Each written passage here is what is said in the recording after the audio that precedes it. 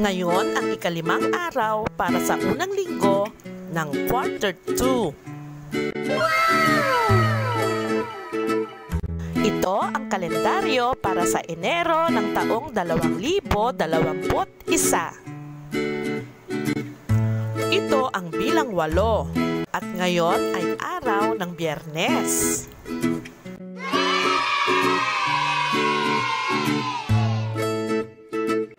Ikawalo ng Enero 2021 at ngayon ay araw na ng Biyernes.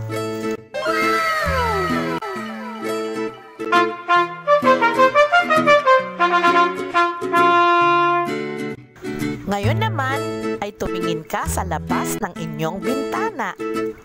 Tingnan mo nga kung ano ang panahon sa araw na ito. Maaraw ba o maulan?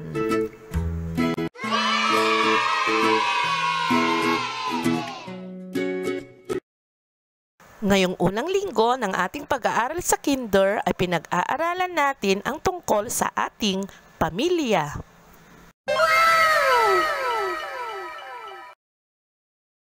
Sina lolo at lola ay ating mga kapamilya. Lolo at lola ang tawag natin sa mga magulang ng ating nanay. Lolo at lola din ang tawag natin sa mga magulang ng ating tatay. Sina tiyo at tiya ay ating mga kapamilya. Tinatawag din natin silang tito at tita. Tito at tita naman ang tawag natin sa mga kapatid ni nanay at tatay. Lahat sila ay bahagi ng ating pamilya.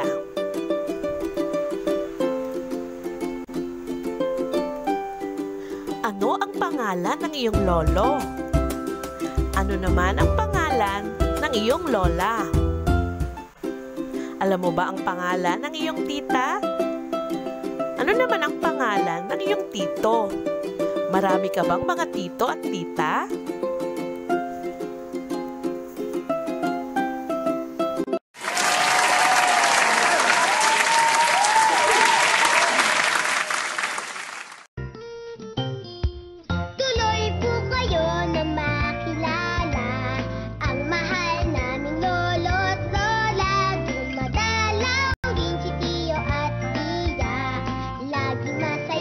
Pagsama-sama, lolo, lola, tiyo, tiya ay bahagi ng pamilya.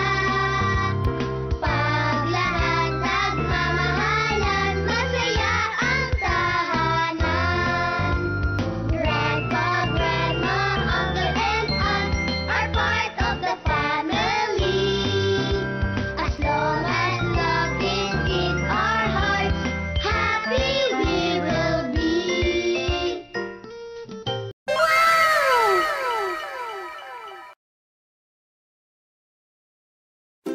Naaalala mo pa ba ang ating alpabetong Filipino? A, B, C, D, E, F, G, H, I, J, K, L, M, N, N, G, O, P, Q, R, S, T, U, V, W, X, Y, Z. Meron tayong 28 letra sa ating alpabetong Filipino. Mula rito sa 28 letra ng alpabetong Filipino ay makikita natin ang may mga bilog na mga letra. Ang tawag sa kanila ay mga patinig. Sabihin mo nga, patinig. Merong 5 patinig sa alpabetong Filipino. Ano-ano kaya ang mga ito? A. Ang tunog ng A ay A. Ito naman ay E.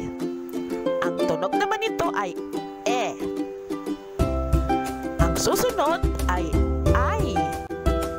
Ang tunog naman ng I ay E. O. Ang tunog ng O ay O. At ang ating napag-aralan na letter U na ang tunog ay U. Yan ang 5 mga patinig sa ating alpabetong Filipino.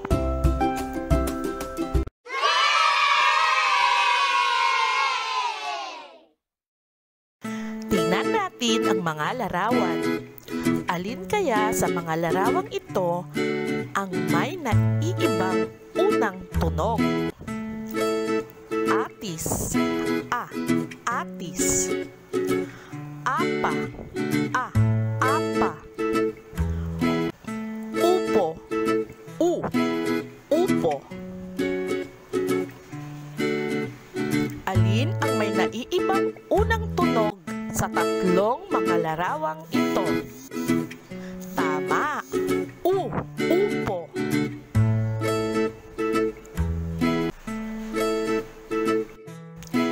Elisi, ipis, espada. Elisi, ipis, espada. Alin ang may naiibang unang tunog sa mga larawang ito? Tama, ipis. Elepante, itlog, isda. Alin kaya ang may naiibang unang tunog? Elepante. Itlog. Isda. Tama, elepante. Okra, ubas, orasan. Okra, ubas, orasan.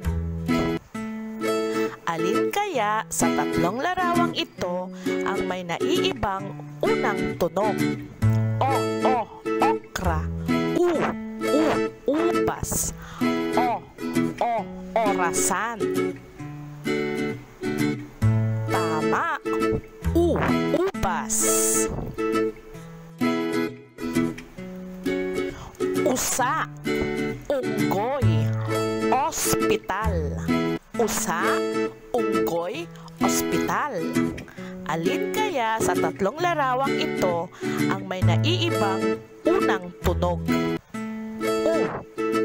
Usa. Unggoy.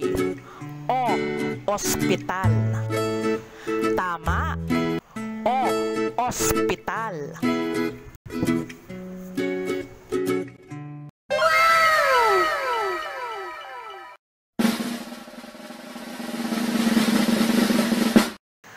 Para sa unang gawain, bigkasin ang tunog ng mga sumusunod na mga letra. Lagyan ng X ang larawan na may naiibang unang tunog sa bawat hanay.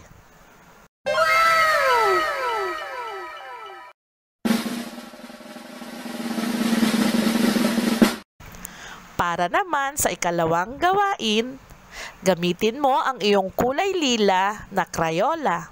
Kulayan ang mga larawan na katumbas ng bilang na nasa kaliwa. Gamitin ang iyong kulay lilang pangkulay at kulayan ang lahat ng mga larawan. Sabihin ang pangalan ng mga ito.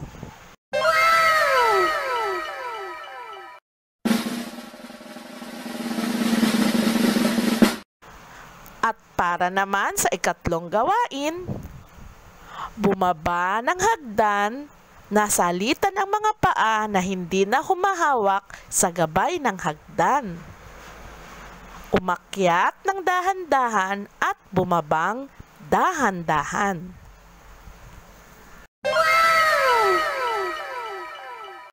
Ano ang napag-aralan natin ngayon patungkol sa ating pamilya? Tama, sina lolo at lola, tito at tita ay ating mga kapamilya.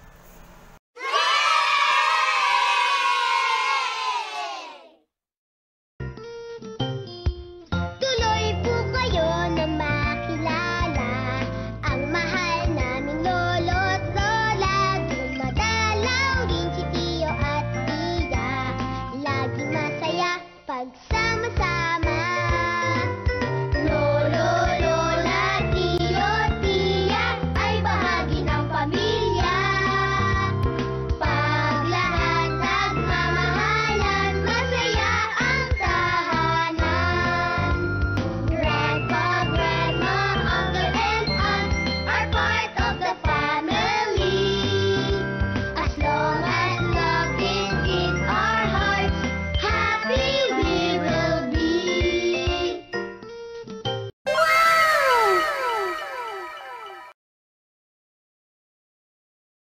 Mga magulang, huwag po nating kalimutan ang feedback form.